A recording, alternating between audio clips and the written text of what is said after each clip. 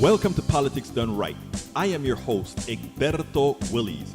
This is a progressive program that will take the mystery out of politics. This is the program that will encourage you to make sure government becomes we the people. Whether you are liberal, progressive, conservative, or otherwise, you get to air your point of view. We are an independent media outlet that, unlike mainstream media beholden to corporations, we only owe allegiance to you. Remember, you can also send me a tweet at EGBERTOWILLIES. That is at Egberto Willies. Let us engage. It is Politics Done Right. Welcome to one more edition of Politics Done Right. I'm Egberto Willies, your host. Listen, folks. He is an American advocate for health insurance payment reform. He is a former health insurance industry executive, a communications director. He is the New York Times bestselling author of Deadly Spin, an insurance company insider speaks out on how corporate PR is killing healthcare and deceiving Americans. He's a critic of HMOs and the tactics used by health insurers. Wendell Potter is one of our leading national advocates for major reforms of the insurance industry, including a supporter of Medicare for All and universal health care. He is that voice that we need to be listening to right now, especially in these times. Welcome to Politics Done Right, Senor Potter. Well, you said Wendell. Welcome to Politics Done Right. How are you doing today? Thank you, and please do call me Wendell. It's good to be on the show. Thank you so much. Well, look, let me tell you, it has gone from bad to worse. I remember during the Affordable Care Act, you had said, watch what's going to happen if we don't get the public option in the Medicare expansion. They will game it again. I just want to start there before we get into the core of what we're going to talk about. Your thoughts? That's right. I testified before Congress a number of times when members of Congress were debating what became the Affordable Care Act. And I said that if they pass that bill without a very good public option, that they might as well call their bill the Health Insurance Industry Profit Protection and Enhancement Act. The House did pass a version of the bill that had a public option. The Senate did not. And so we wound up without it. And I hate to say I told you so, but since that time, big insurance companies have gotten so much bigger, so much more profitable. They're massively bigger than they were when I was in the industry and at that time, to the point that two of those big insurance companies are now number 5 and number 6 on the Fortune 500 of the biggest American companies. Their profits are outsized, and they are just able to do pretty much what they want to do. They're controlling our healthcare system in ways that I feared, and we've simply got to do something about it. We really need to wake up to what's going on. Now, you were an insider. You were a part of this whole entire insurance industrial complex, if you will. What within your soul made you say, you know what? I'm going to leave these millions of dollars that my future worth would be, and I'm going to do what's morally right. What got into you that? Because I want to, for the audience, I want to say something that's important, Wendell. The current people in the healthcare industry, in the insurance industry, they are doing their fiduciary responsibility, which is to maximize the profits for their shareholders, enhancing the executive bonuses. They're doing nothing illegal. They're doing what they're supposed to do. You are just a cog in the system. That's what right. Wendell has said is that's not how a healthcare system should be run. It shouldn't be run in that framework. Run with that, sir. Well, that's right. When I first started working in healthcare, I was working for a nonprofit hospital system in Tennessee, where I'm from. Then I went from there to work for Humana and then Cigna. So 20 years I spent inside two of the biggest insurance companies in the country. And I, at first, was unaware of the implications of for-profit companies or Wall Street controlling our healthcare system. But I became more and more aware of the consequences as I rose up through the ranks at those companies. I was able to see things that most people do not have a chance to see. I worked very closely with the CEO and the CFO, the investor relations team. I came to just see and understand how Wall Street does control our healthcare system or controls those companies and any other company that is an investor based or owned by investors. I had a crisis of conscience. In my first career, I was a newspaper reporter, and I tried to make sure that I was telling the truth and never obscuring anything that was important for people to know. But I came to realize that's exactly what I was doing in my role. I was vice president of corporate communications for Cigna. I worked, one of my name was on every one of the company's earnings releases for 10 years. So I had to know how these companies made money, where it came from, and what they did with it. And I came to realize that the way they made their profits was, in many cases, making sure that people did not get the care that they needed. And the system that we had in place was one in which increasingly Americans were not able to buy insurance. 50 million people didn't have insurance when I left the industry and when Congress began debating what became the Affordable Care Act. I came from humble beginnings. I grew up in rural East Tennessee in a working class family, farming family. And I know what poverty is like. I know what it is like when people do not have access to care. Some things happened to me a few months before I decided to leave my job that just made it abundantly clear to me that I was doing the wrong thing, that I was contributing to the problems in our healthcare system, and I decided I couldn't do that anymore. You tell a story about seeing people come down from the hills to get healthcare, to get free healthcare, and the impact it had on you, your psyche. Tell me a little bit about that. Yeah, while I was still in my job, I flew back to visit family in East Tennessee.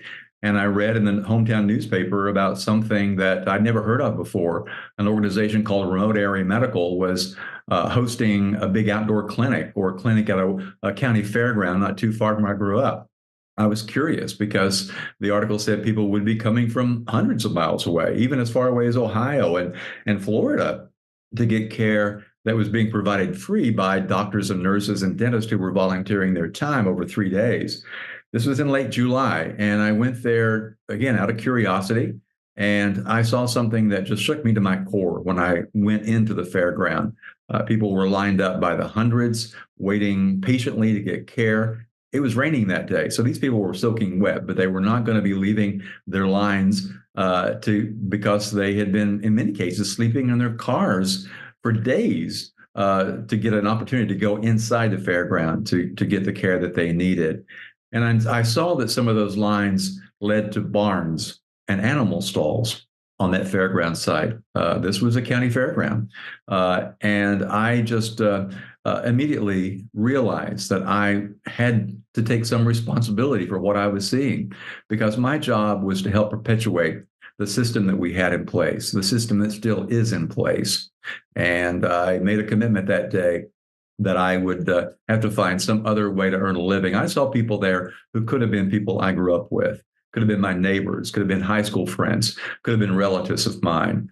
And tears flowed down my face as I was looking at what I was seeing.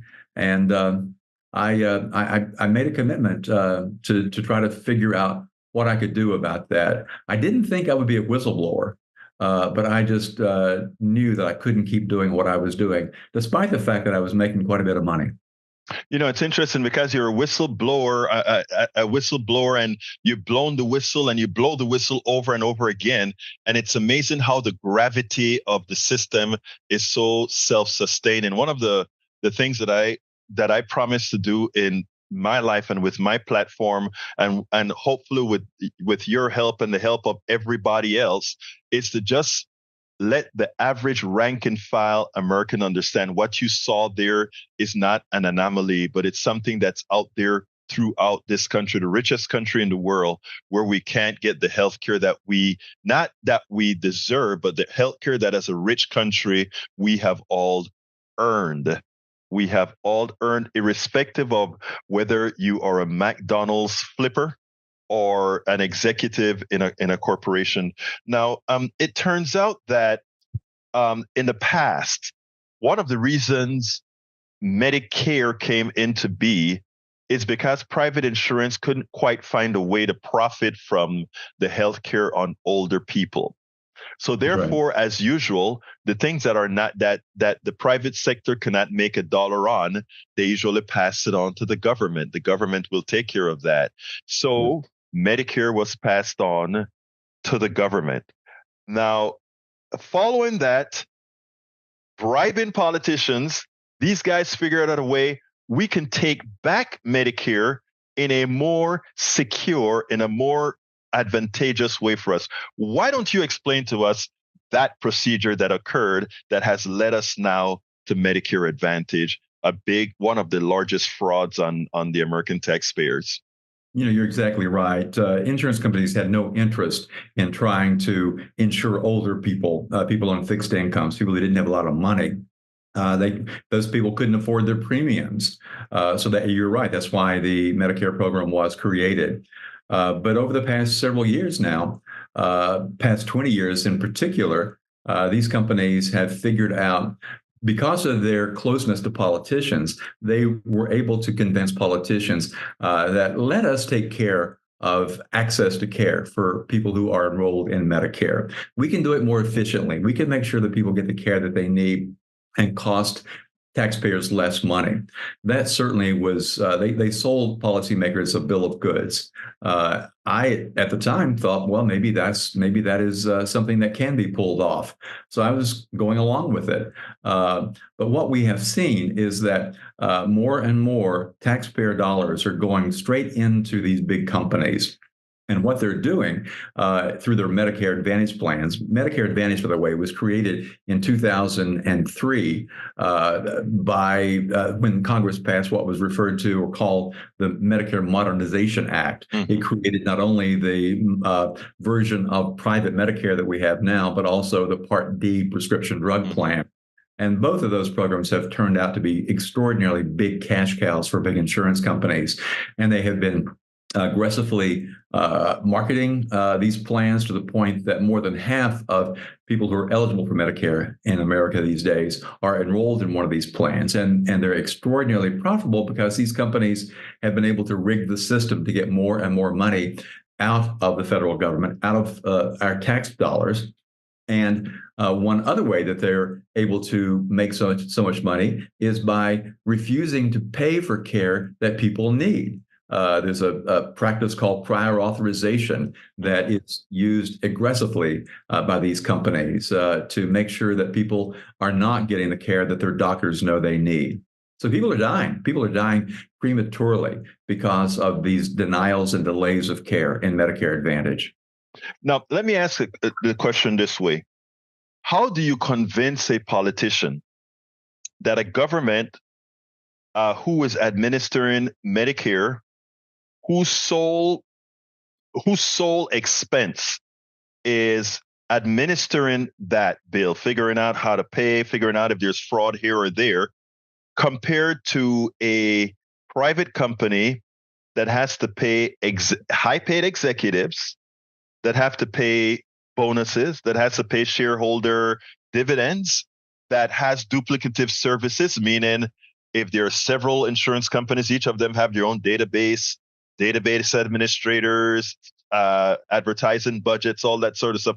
All of those are all costs coming out of that same pot that the government would have to spend out of if it didn't. In other words, all those costs are costs not going towards healthcare. It's going towards administering. Yeah. Why would they fall for the private sector fallacy that's been told many a times, that in every case, the private sector is more efficient than the public sector? Really three ways. One is obscuring that kind of information, to hide that, to not talk about that. You don't ever lead with that kind of information. The other is through relationships and ideology.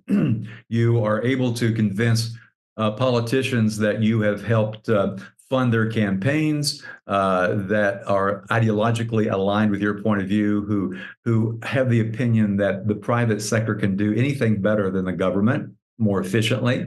And a lot of politicians, a lot of people buy into that.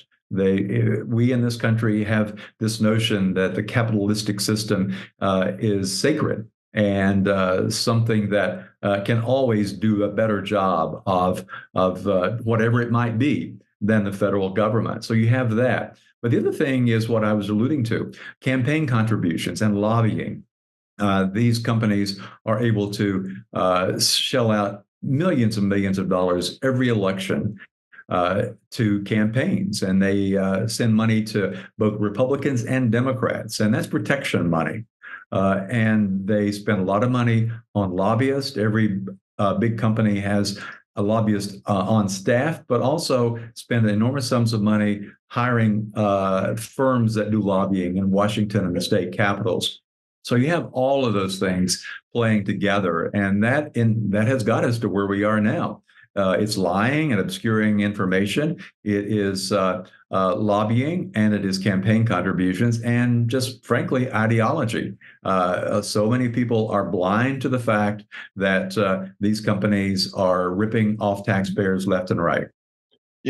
Before I came on with you, the first Saturday of every month, I have a program, an addendum to my radio show called Ask Egberto Anything.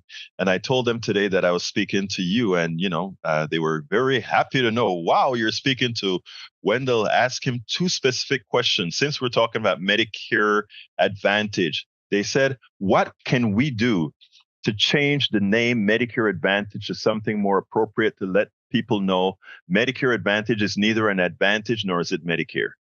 One thing is to support a bill that was introduced by 2 members of Congress, Congressman Mark Pocan of Wisconsin and Ro Khanna of California. They are the lead sponsors of a bill that would prohibit these companies from even using the name Medicare in their marketing materials. That is really important because people don't know the difference. And the advertising that they do conflates the 2 programs. People don't know that Medicare Advantage is really a privately operated big business. They don't really understand that, and the advertising purposely obscures that. So that's one thing. One is to support that legislation, to write letters, make phone calls to your members of Congress to support that. And also to support legislation that would crack down on how they're marketing these plans. There are also bills before Congress that would do that. I'm seeing that members of Congress are beginning to wake up, certainly on the Democratic side, but even Republicans are beginning to understand how the program that they largely created has been ripping off taxpayers, has been depleting the Medicare Trust Fund. But it requires people to reach out to their members of Congress and say, this is something that has to change. And the various ways we have to change it is, number one, like you were saying, keep these companies from even using the name Medicare in their marketing materials. The next question, and this I think is a difficult question. I don't even know where to start, but right now we spend more than twice what probably the most expensive country spends right now on their health care. How can we, forgetting about insurance and all of that, how can we reduce the amount that's being spent on health care, given that our outcomes are no better than the other countries? Well, you really do have to have a fundamental rehaul of our healthcare system to do that. The biggest reason is because of administrative costs in this country. About a third of what we spend, and we now spend $4.5 trillion on healthcare altogether, which is, you're exactly right, is twice as much as the average of all the other developed countries in the world. And those other countries provide better care than we do, and they provide universal coverage, and we don't. And it's largely because, number one, the administrative cost, when you have all these insurance companies and for-profit entities involved in healthcare, every one of those adds to administrative costs. When you have these private insurance companies operating, all of those companies have high administrative overhead, but they make it necessary for doctors and hospitals to also have administrators, people who do nothing more than work day in and day out with big insurance companies. So that's a big thing. And the other is to just curtail the power of these big companies, break them up. You've got, like I said, United Healthcare is the fourth largest company in America. CVS, which owns Aetna, is the sixth largest. Cigna, where I used to work, is the 15th largest. They're far, far bigger than they were when the Affordable Care Act was passed.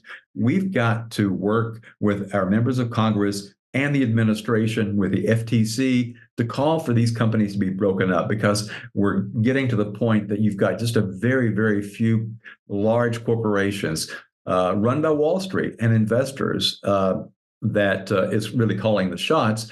And they don't have any incentive in bringing down the cost of care, because as the cost of hospital care goes up, as the cost of drugs go up, these big insurance companies just increase premiums. And that is costing our employers and all of us as employees and taxpayers enormous sums of money that's simply unknown in other countries.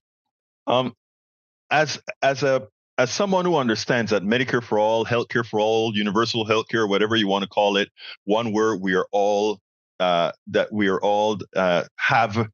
healthcare. It's a right that we all have healthcare. I understand that if there's a single payer handling that, I understand that if we take the for-profit method out of the delivery of the service, out of the administrative service, that it would be more efficient. My question to you, given the infrastructure that we have in this unwieldy system, what would be the pathway? What would be the migration from this unwieldy system into a well-organized healthcare for all system?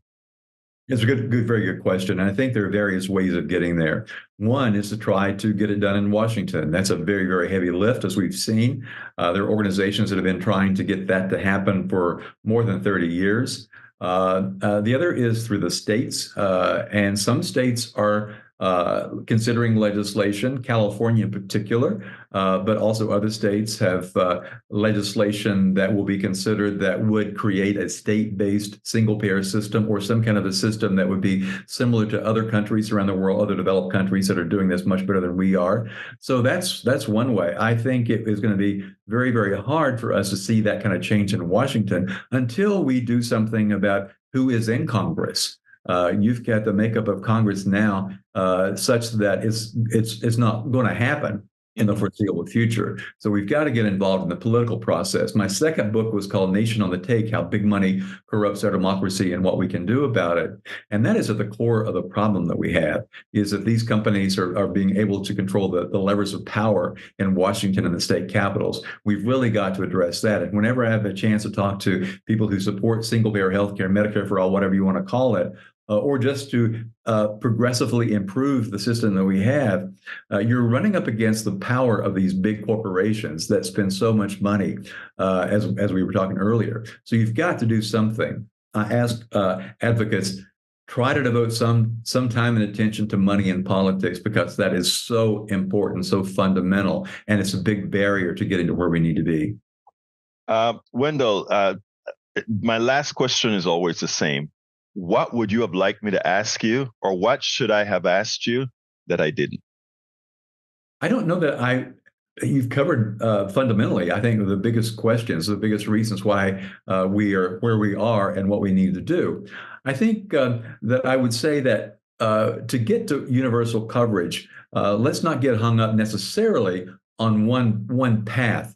We've got to consider how else can we get there? What other things can happen? And I would say that employers have a big responsibility as well, too, because so many of us get our coverage through the workplace. I would encourage people to talk to their employers, to their HR people, to protest the fact that every year our premiums go up, our out-of-pockets go up. So we've got to wake up and realize that our pockets are being picked day in and day out. I lead a coalition of organizations called Lower Out-of-Pockets Now. There's stuff that has to be done that's incremental before we get to single-payer health care, so that we're not spending so much money and not being able to pick up our medications, not being able to go to the doctor because of the high out-of-pocket costs that we are subjected to. So there's a lot that we can do as advocates other than just supporting Medicare for all or universal health care, whatever you want to call it.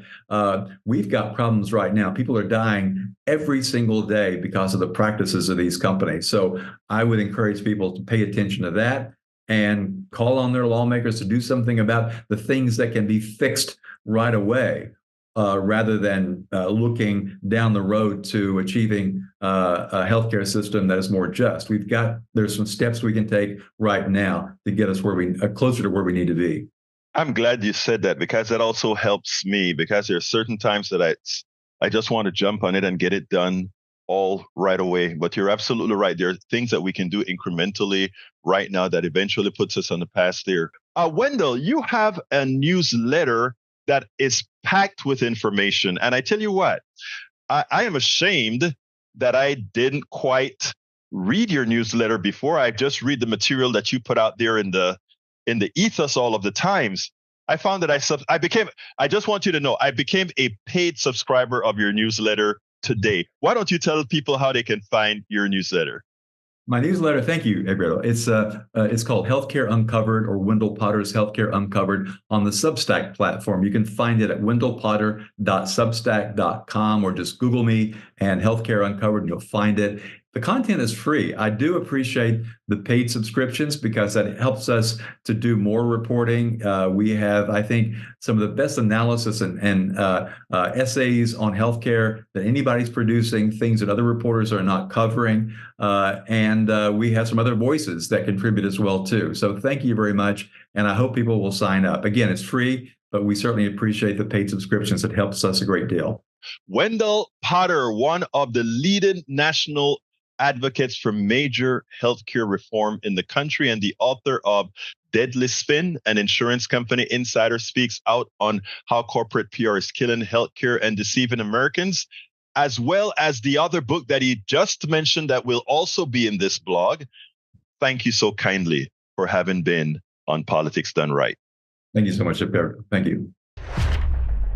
GOP Representative Tony Gonzales from Texas, a border district, came on to This Week with George Stephanopoulos. And George made a complete buffoon out of this Trump sycophant, as this Trump sycophant endorsed Donald Trump and tried to say that one of the reasons the country is in turmoil is that, Biden didn't turn out to be the uniting president that he was supposed to be, absolving Trump of all that he does to create chaos, specifically by lying to his constituents. This guy admits that, oh yes, Trump lost the election. Oh yes, those people who invaded the Capitol, the terrorists who invaded the Capitol, they were in fact guilty. They should be thrown away. They are not heroes. All the things he said is opposite to what Trump is on the stump saying about these guys being hostages and heroes, that January 6th, so the reason for January 6th was because the people were mad that he won the election and somehow it was stolen from it. Gonzales does not believe any of that, but still he endorses Donald Trump. And Stephanopoulos, in complete awe, not awe, but he just couldn't believe that this guy with a straight face could go out there and say, yes, I endorse Trump, and these are the reasons why. Check this out, and then we'll take it on the other side. January 6th. You called that one of the darkest and lowest days in American history. What do you make of the new reporting? As far as this January 6th new details coming out, I was there. And so, the day before, I sent my family home because I felt they were unsafe. While the speaker and other members were fleeing the chamber, there were a handful of us that were running to the door. There was an anger built in our country then, and 3 years later, that anger has not stopped. There's this division that continues to get fueled. You also called the rioters domestic terrorists. But President Trump calls that day not a dark and low day. He calls it a beautiful day. He also calls those people you call domestic terrorists hostages who deserve pardons. So you've endorsed President Trump. Do you now agree with his belief that January 6th was a beautiful day? Well, George, Donald Trump wasn't responsible for January 6th. The anger in this that was built up by people that no longer longer believe in the system are what was responsible. And that hasn't changed. More and more people do not believe in the system. My district, which is 42% of the southern border, 70% Hispanic, people aren't talking about January 6th. They're talking about feeling safe in their homes. They're talking about putting food on the table, keeping their kids safe in school. But President Trump is talking about January 6th. Again, he is calling it a beautiful day. He's talking about pardons for those people you call domestic terrorists. Do you believe those rioters should be pardoned? Well, they're certainly not hostages. When I think of a hostage, I think of what happened, Hamas taking the hostages in Israel. They're certainly not heroes. They broke the law, and we have to obey our laws. We are a nation of laws, and they have to obey the laws. I'd also understand we never got to the root of why they did that. It was always kind of a brush over, and it immediately went into politics. If we continue to kick the can down the road and not get to the root of the issue of why people are angry, it's going to create more dangers. Well, but Congressman, hold on a second. There's a lot of evidence. There's a lot, and part of the reason they were angry is they were fed a lot of lies about the election from the man you now support to be president again. Well, they felt as if President Biden stole that election, and nothing has changed since then. But wait, but did President Biden steal the election? Of course not. Of course he didn't steal he's the president of the United States. But Senator Biden was this bipartisan deal-making individual that everyone thought they were going to get. President Biden has turned out to be much different. Now, I hope that changes, right? We have some very big ticketed items, this national security package. I mean, when people are angry, they do desperate things. But sir, that anger is being stoked by the man that you have endorsed for president of the United States. That's what I don't understand. You've been very forthright here. You've called the rioters domestic terrorists. You've said they're not hostages. President Trump says they are hostages, says he's going to pardon them. You've called it a dark day. He calls it a beautiful day. I don't understand, given all that, why you've endorsed him for president of the United States. I think back to the policies when President Trump was in office, and I think back to my district. We did not have the border crisis that we have now. We did not have the humanitarian turmoil. We did not have the chaos. That's the number one thing. I don't disagree with you. I think people want solutions, but how can you have solutions if you can't agree on something as fundamental as the peaceful transfer of power? I do think that's fundamental, but it's also an election year, so you're going to see everybody throw fuel on the fire. If you want to bring people together, if you want to solve these problems, doesn't the responsibility begin with not endorsing a candidate for president who's spreading lies about the last election? This is what I've learned about endorsements. You get all their enemies and hardly any of their friends. Endorsements are just a piece of paper. But I do endorse President Trump. What he's talked about, if he's president again, is suspending the Constitution, using the military to suppress protests under the Insurrection Act, pardoning those protesters, and bringing treason charges against the outgoing chairman of the Joint Chiefs of Staff. You're endorsing that as well. If everything Donald Trump says and does, you want to put on my back, we're going to be here all day because he's a busy man. I look at it through the lens of, as a member of Congress representing nearly half of the border, I can either focus on the shiny object and talk about, what President Trump had for breakfast or what he said last night, or I can try to work with my colleagues. And I appreciate that. I hardly think that supporting the Constitution is a shiny object, but thank you for your time this morning. One has to, I don't get it. Does Trump have hitmen on these politicians? Do these politicians love being in the House so deeply that they can't tell themselves a truth, tell their constituents the truth? Is it that they believe in being enslaved by a feeble paper tiger that they can't really go ahead and say, no, this guy is completely wrong? This guy doesn't have much more to go, no matter what, whether he wins or loses. He's pushing 80, near 80. Why would you debilitate your entire character to a person like this? What is it? What is it that make these people so weak, feeble, immoral, and I could give a litany of other descriptions? They should be ashamed. As Christie exited the Republican primary race, the presidential race. I find it ironic that it is at that time we hear his mea culpa, and not only his mea culpa, but likely the best American patriotic speech that he's ever given in his life.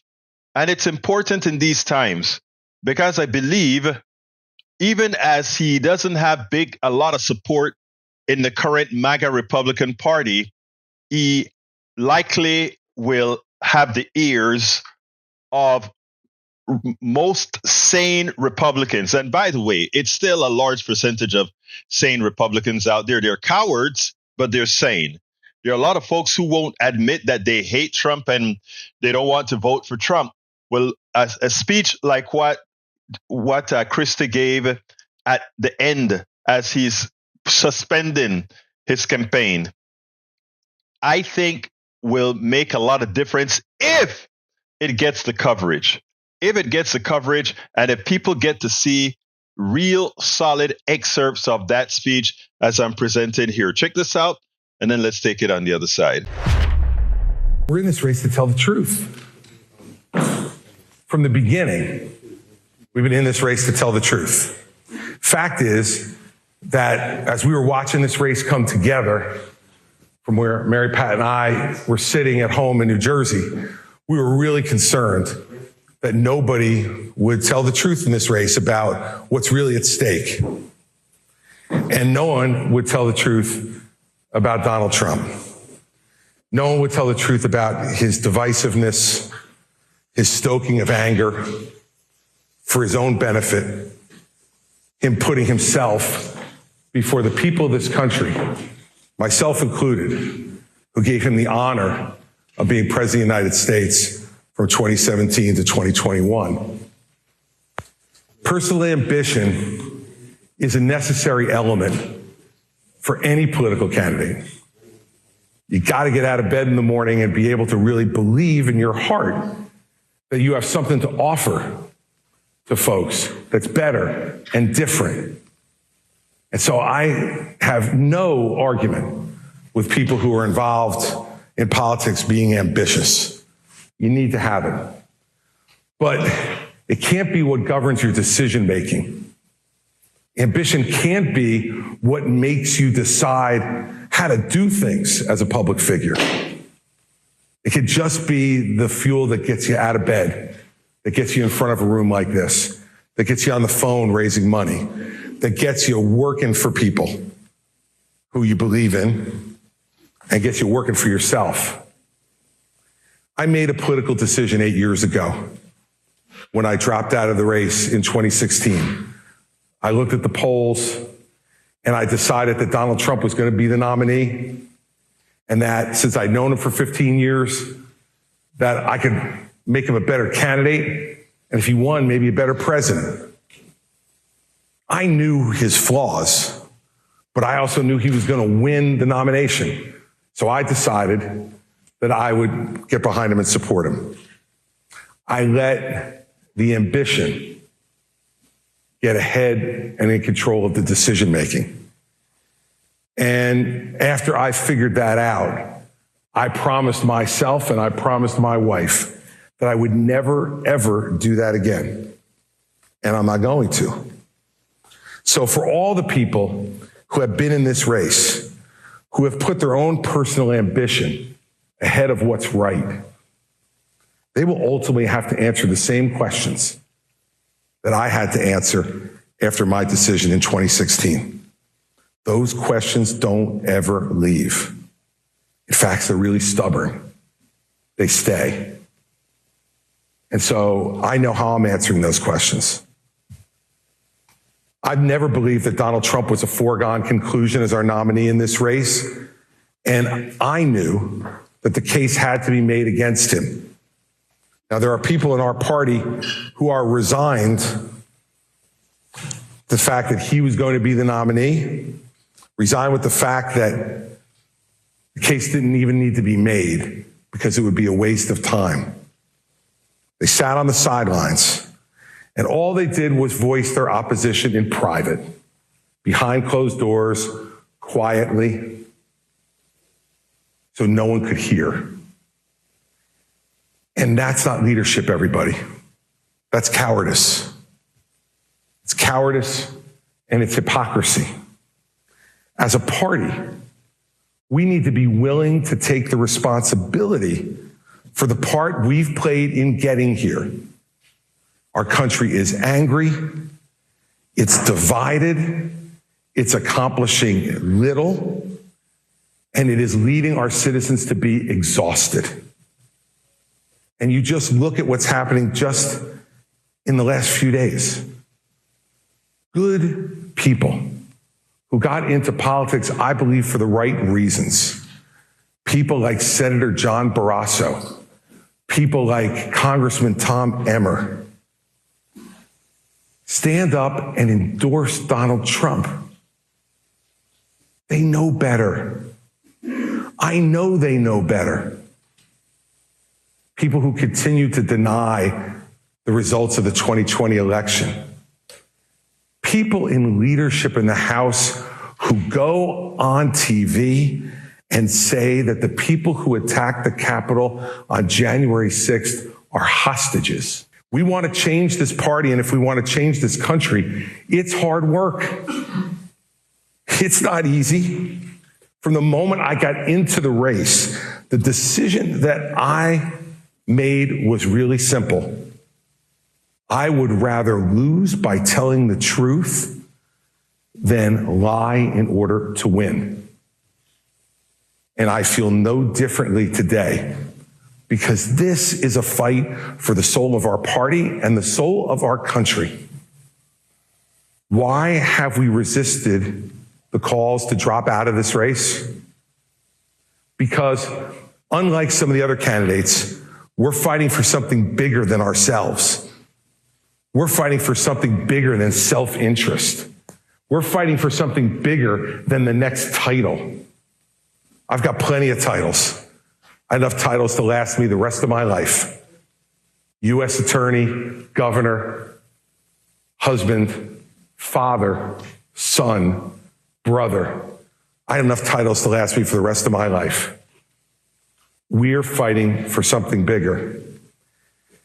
It is something that conventional wisdom thinkers just can't possibly understand. And so they've been saying for weeks and weeks and weeks, because some polls, that I should drop out of the race, that I should get out for that reason.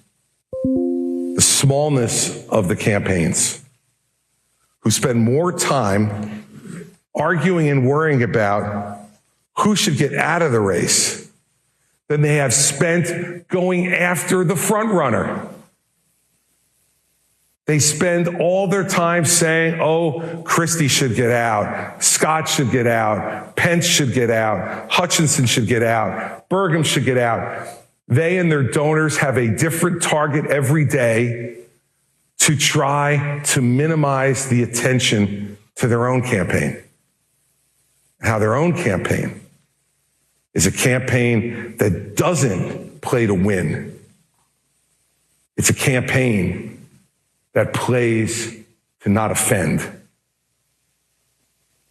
The problems in our country, the divisions and influx at our border, the problems with our enormous debt, the failures of our education system, all of those things and much more will not be solved by people who are too afraid to talk about what the real problems are.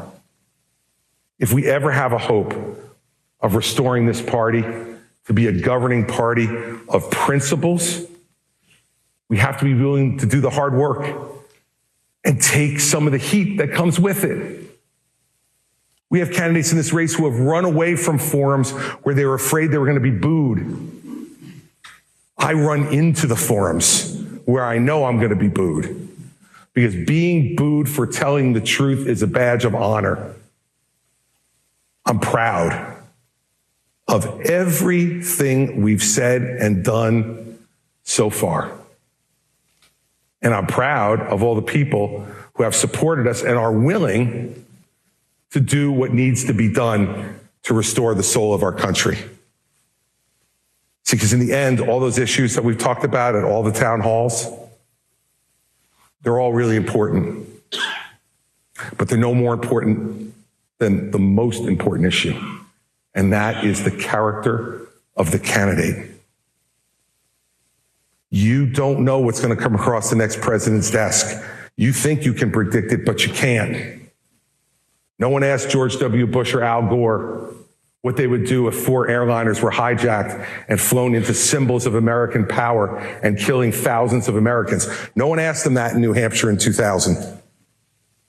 But I was glad we had a man of character sitting behind the desk in the Oval Office when that attack came, because I knew George Bush would do everything he needed to do to protect this country and its people and put them first, not himself first.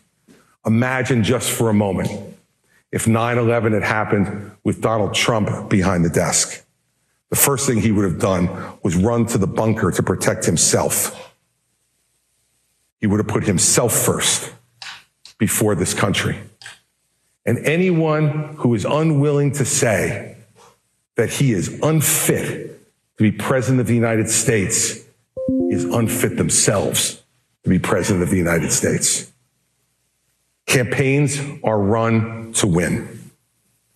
That's why we do them. I see the chairman here in New Hampshire. He knows we run campaigns to win.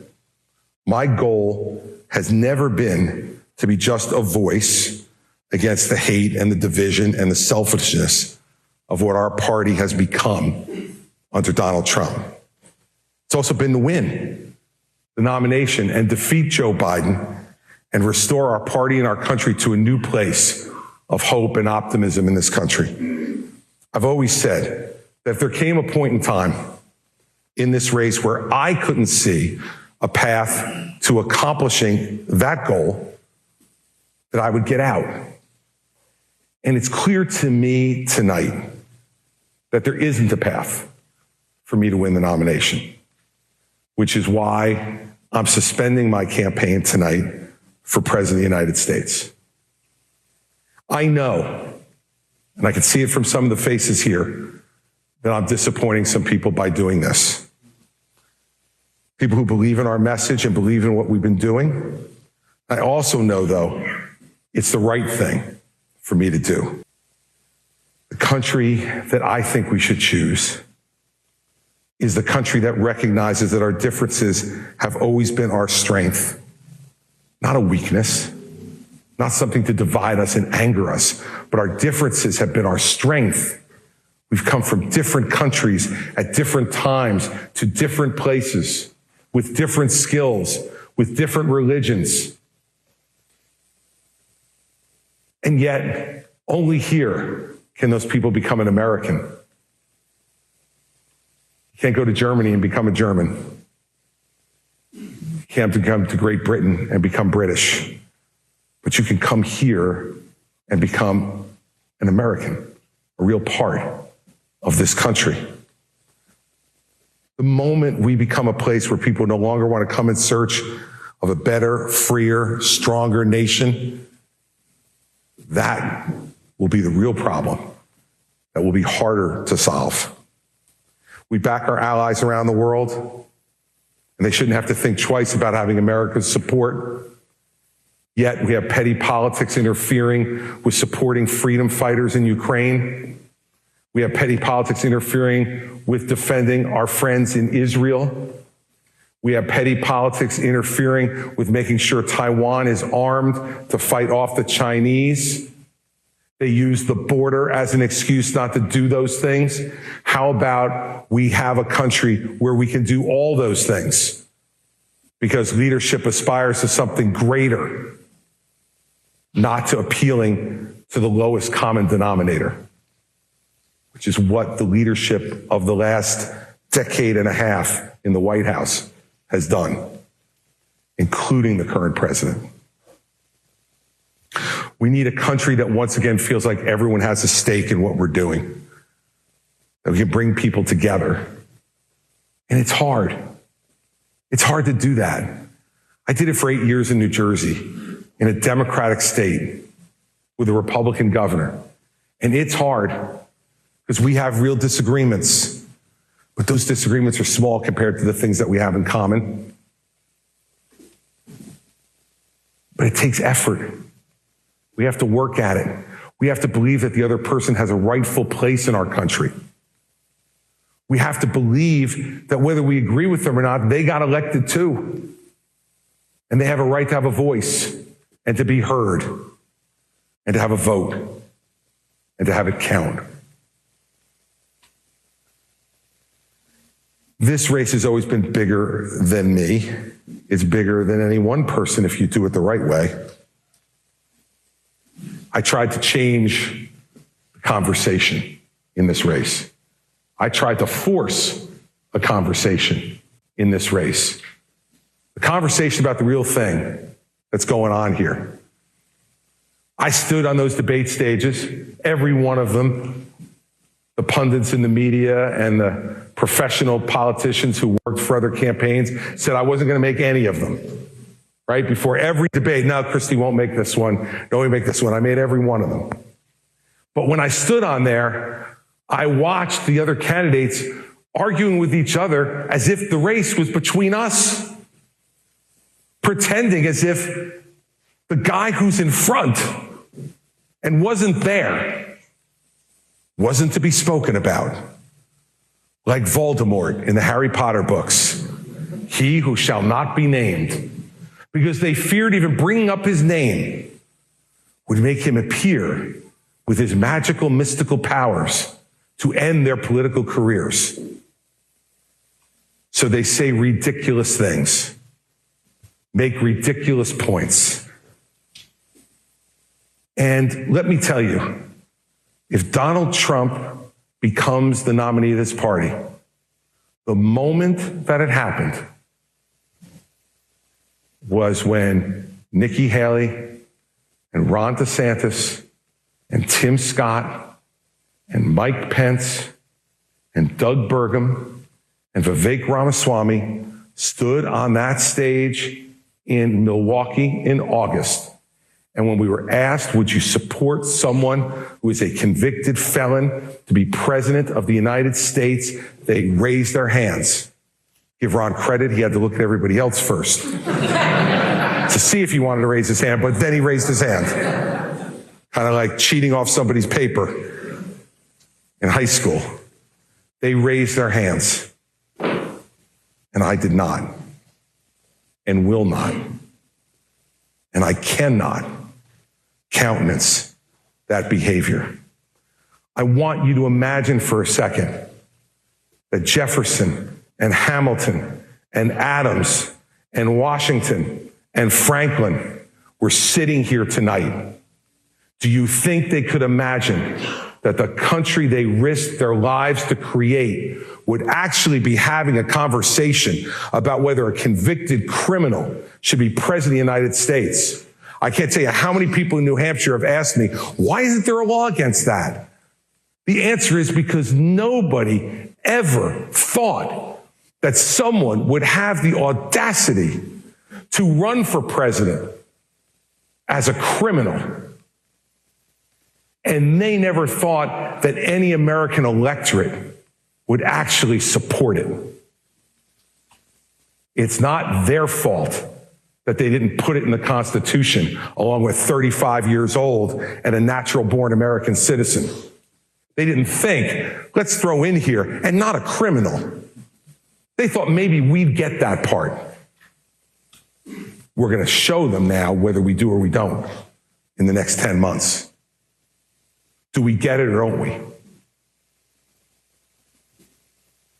I'm out here saying what I'm saying for the last 8 months because I didn't want to take the chance that you might not get it. I wanted to be the voice that was telling you this is unacceptable. We deserve better. And now there's some people who want the courts to save us. It's not up to the courts to save us. I remember what Benjamin Franklin said. I'm sure many of you do too. When he was walking down the street in Philadelphia after the Constitutional Convention, And a woman approached him on the street and said, "Mr. Franklin, what kind of government did you give us?"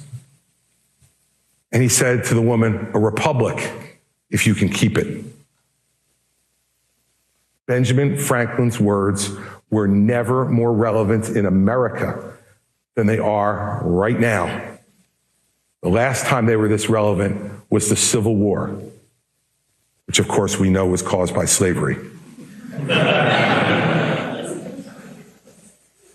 The last time those words were that relevant, back in those days. And now we are confronted, 160 years later, with that question again. A republic, if we can keep it. It's up to you. I've been running ads all over New Hampshire, ending it, saying it's up to you. Christie is no saint. I mean, he admits that ambition probably allowed him participate more so in the Trump domain than otherwise he would. But that said, to come out the way he did, yes, he has been criticizing Trump for a long time. Yes, he has been nailing Trump for a long time.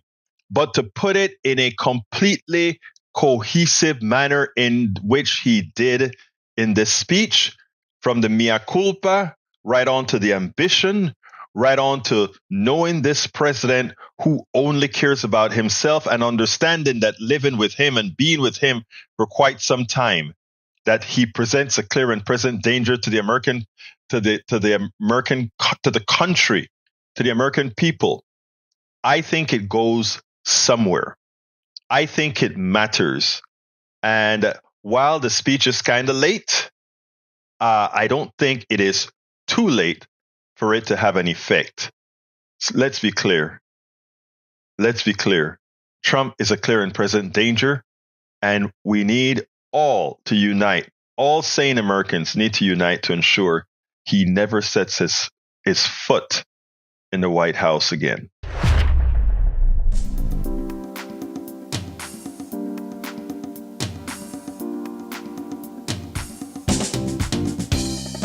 Welcome to Politics Done Right. I am your host, Egberto Willies. This is a progressive program that will take the mystery out of politics. This is the program that will encourage you to make sure government becomes we the people. Whether you are liberal, progressive, conservative, or otherwise, you get to air your point of view. We are an independent media outlet that, unlike mainstream media beholden to corporations, we